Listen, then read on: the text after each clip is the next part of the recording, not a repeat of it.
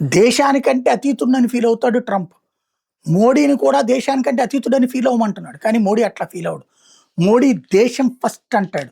Trump దేశం next తను first అంటాడు. అది తేడా నిన్న జరిగిన మీటింగ్‌లో. ట్రంప్ ఏం చేశాడు?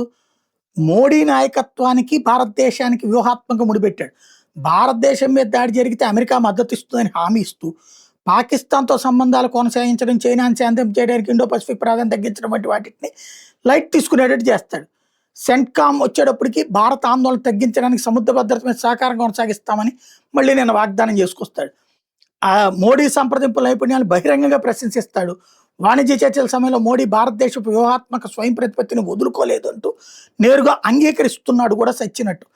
అదే సమయంలో దెబ్బతిన్నట్టు కనిపించిన సంబంధాలను పునరుద్ధరించడానికి ట్రంప్ తన వ్యక్తిగత ఫ్రెండ్షిప్ని వాడుతున్నాడు. తన నమ్మమని అడుగుతున్నాడు భారతదేశాన్ని. అయితే భారతదేశం తనను నమ్మదు. అదే సందర్భంలో భారతదేశానికి ఏదన్నా అయితే కనుక మోడీ ఉన్నంత వరకు, తను అధ్యక్షుడిగా ఉన్నంత వరకు, వైట్ హౌస్లో ఉన్నంత వరకు భారతదేశానికి ఏమీ కాదంటాడు. భారతదేశానికి ఎప్పుడూ ఏం కాదు. చైనాని గాల్వన్లో దగ్గర కొట్టినప్పుడు అమెరికా ఏం తోడురాల.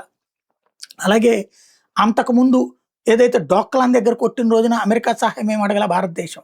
పాకిస్తాన్ మీద 3 అటాక్స్లో భారతదేశం ఎవరి సహాయం అడగల, అమెరికా సహాయం అడగల. పైగా అమెరికానే భారత్ సహాయం అడిగింది పాకిస్తాన్ కోసం. అది తేడా.